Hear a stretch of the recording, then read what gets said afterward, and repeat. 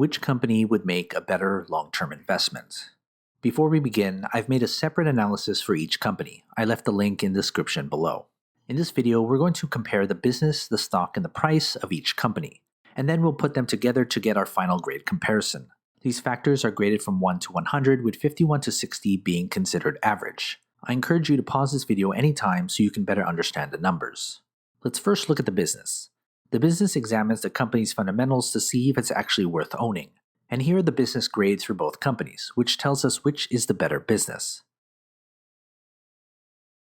Let's next look at the stock. The stock examines the company's technicals to see if its stock is attractive enough to own. And here are the stock grades for both companies, which tells us which stock has and will do better.